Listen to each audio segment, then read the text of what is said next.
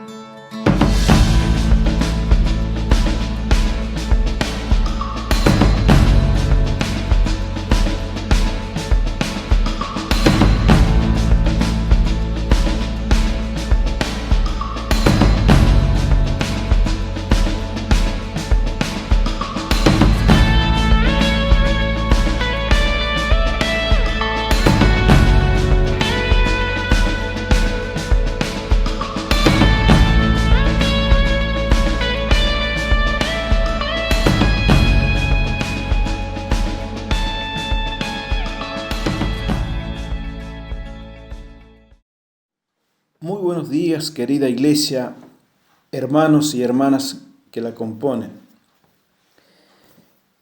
Hemos llegado hasta este día domingo 28, el último del mes de junio, y concluimos ahora esta serie que hemos dado en llamar Vida Abundante, basados en las palabras de nuestro Señor Jesús, que pronunciara en Juan capítulo 10 y versículo 10.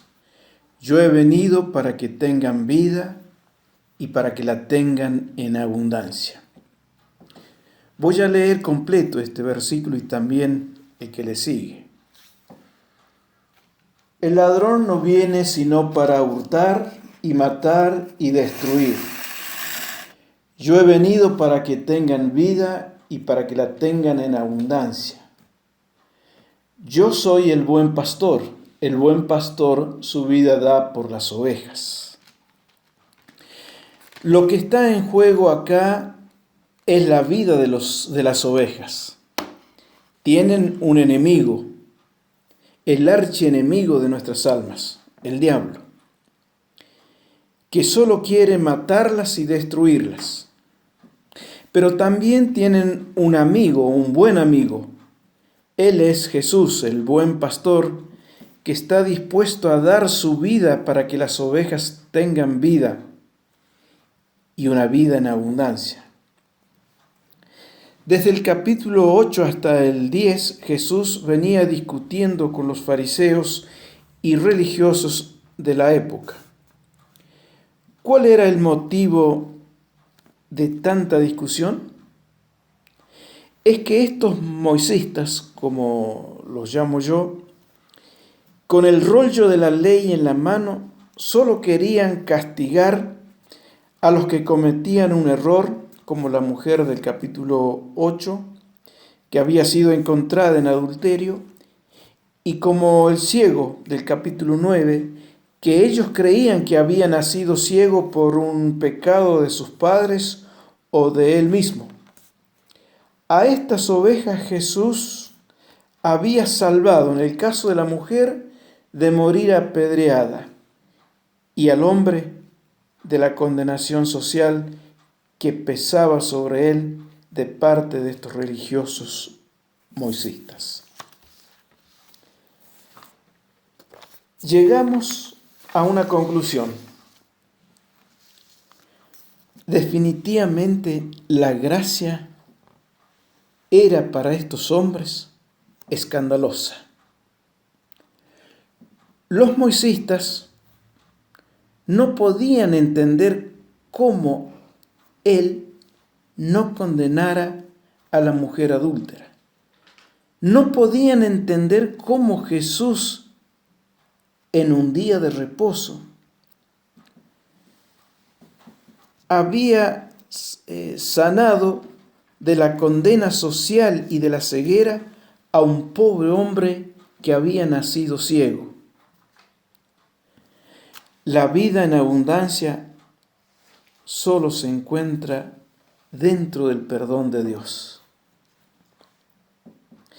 En la mente de los fariseos no cabía posibilidad de que el Hijo de Dios se dedicara a redimir a los condenados. Por eso digo que la vida en abundancia solo se encuentra dentro del perdón de Dios. El capítulo 11 de Juan sucede después de estas discusiones.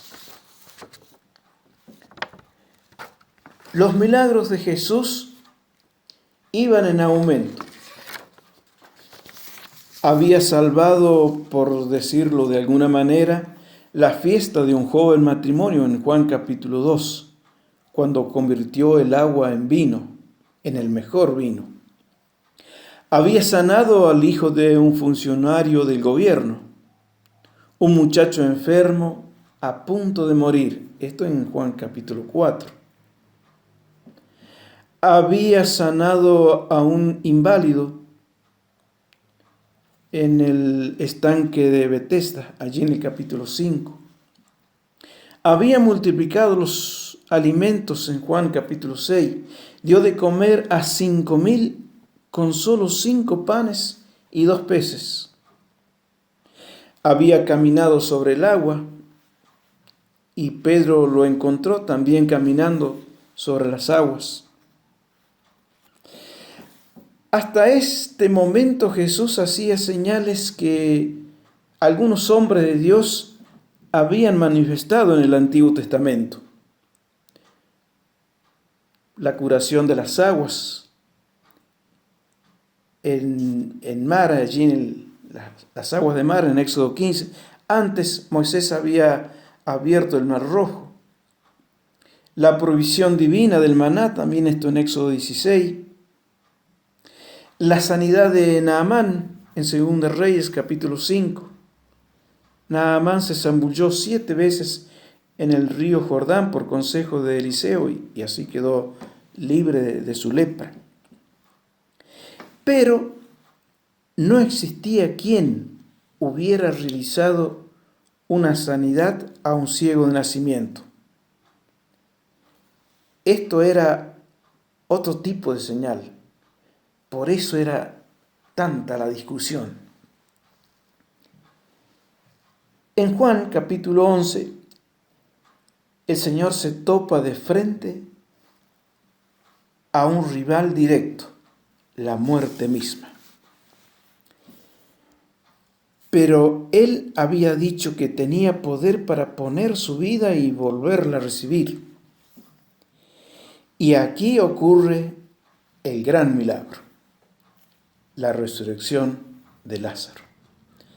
Vamos a leer Juan capítulo 11, vamos a ir resumiendo la lectura, y nos cuenta así, desde el versículo 1.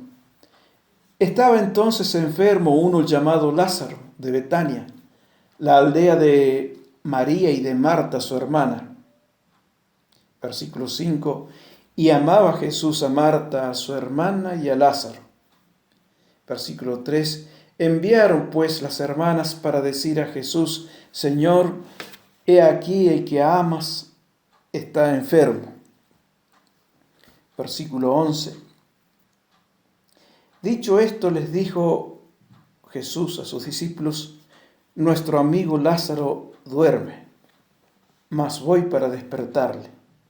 Dijeron entonces sus discípulos, Señor, si duerme sanará. Pero Jesús decía esto de la muerte de Lázaro, y ellos pensaron que hablaba del reposar del sueño. Entonces Jesús les dijo claramente, Lázaro ha muerto. Versículo 20. Entonces Marta, cuando oyó que Jesús venía, salió a encontrarle, pero Marta se quedó en casa. Y Marta dijo a Jesús, Señor, si hubieses estado aquí, mi hermano no habría muerto. Mas también sé ahora que todo lo que pidas a Dios, Dios te lo dará. Jesús le dijo, tu hermano resucitará. Marta le dijo, yo sé que resucitará en la resurrección en el día postrero. Le dijo Jesús, yo soy la resurrección y la vida. El que cree en mí, aunque esté muerto, vivirá. Y todo aquel que vive y cree en mí, no morirá eternamente. ¿Crees esto? Le dijo, sí, Señor, yo he creído que tú eres el Cristo, el Hijo de Dios, que has venido al mundo. Habiendo dicho esto, fue y llamó a María, su hermana, diciéndole en secreto, el Maestro está aquí y te llama. Ella, cuando lo oyó, se levantó de prisa y vino a él. Versículo 32. María, cuando llegó a donde estaba Jesús, al verle, se postró a sus pies, diciendo, Señor, si hubieses estado aquí, no habría muerto mi hermano. Jesús entonces, al verla llorando y a los judíos que la acompañaban también llorando, se estremeció en espíritu y se conmovió, y dijo: ¿dónde le pusieron? Le dijeron: Señor, ven y ve. Jesús lloró. Dijeron entonces los judíos: mirad cómo le amaba. Y algunos de ellos dijeron: ¿no podía este que abrió los ojos al ciego haber hecho también que Lázaro no muriera? Como les decía, aquí en Juan capítulo 11 ocurre el gran milagro, la resurrección de Lázaro. Lázaro tenía ya 4 días de muerto, y aunque en el Antiguo Testamento se narran resurrecciones, esta resurrección era diferente, iba a ser diferente. Lázaro estaba en la tumba, ya debía oler mal, según nos cuenta Juan 11:39. Ya no había nada que hacer, al menos para el hombre. Y comienzan las dudas, los cuestionamientos. Este que le abrió los ojos al ciego, ¿no podría haber impedido que Lázaro muriera? Sin embargo, Jesús ya le había dicho a las hermanas de Lázaro la clave en versículos 25 y 26. Es una promesa. Entonces Jesús le dijo: yo soy la resurrección y la vida. El que cree en mí vivirá, aunque muera. Y todo el que vive y cree en mí no morirá jamás. ¿Crees esto? Esta pregunta deberíamos hacerla nosotros también. ¿Crees esto? ¿Cómo está nuestra confianza en el Señor, hermanos, en los momentos difíciles? ¿Qué tanto creemos en el poder de Dios cuando las pruebas son fuertes y prolongadas? En el versículo 26, el Señor le dice a Marta: todo aquel que vive y cree en mí no morirá eternamente. ¿Crees esto? Y después, en el versículo 40, de alguna manera vuelve a repetir y le dice: ¿no te he dicho que si crees verás la gloria de Dios? Yo me pregunto, y quiero que seamos sinceros delante del Señor, ¿qué tanto creemos en Él? ¿Estamos dispuestos a confiar en su poder y a saber que Él tiene poder cualquiera sea la dificultad en que sus hijos estén pasando? Preguntémonos delante del Señor y sinceramente, ¿crees esto? La historia termina con Jesús parado en la puerta del sepulcro, llamando con un grito a su amigo Lázaro, dándole una orden. Y habiendo dicho esto, clamó a gran voz: Lázaro, ven fuera. Y el que había muerto salió, atadas las manos y los pies con vendas y el rostro envuelto en un sudario. Y Jesús les dijo: desátenle y déjenle ir. En Jesús hay libertad. En Jesús hay vida. Lázaro, el que había muerto, salió de la cueva, salió del sepulcro frío y oscuro. Salió con sus manos y sus pies atados, con su rostro envuelto en un sudario, como era costumbre en aquellos tiempos. Y Jesús dio esta orden: desátenle y déjenle ir. Así es Él cuando da vida. Es que en Él está la vida. Él es la puerta que se abre. Es la puerta por donde el pecador puede salir libre, libre de la muerte. Es la puerta por donde podemos salir, hermanos,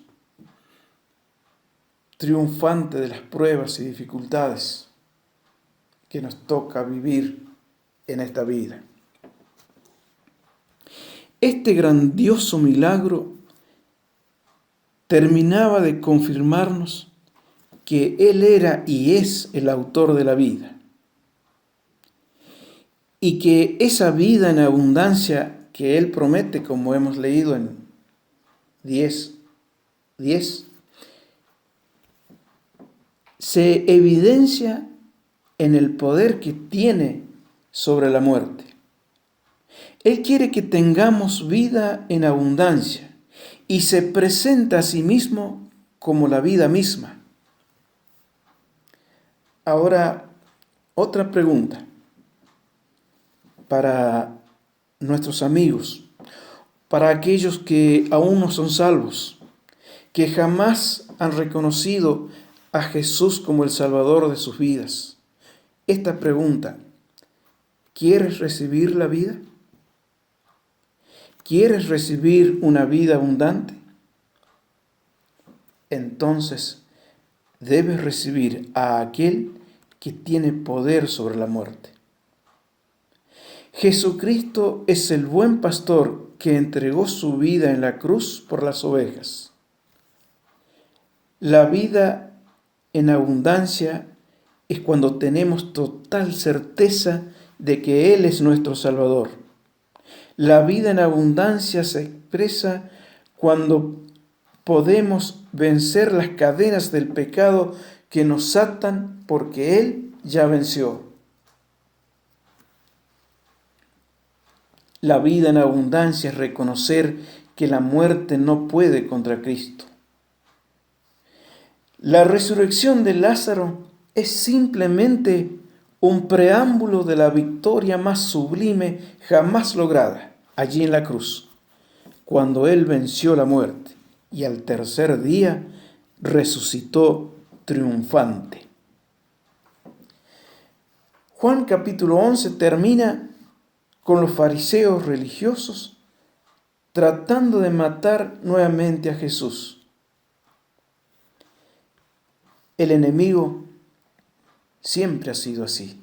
Siempre está intentando callar la vida que Dios nos quiere dar, esa vida en abundancia.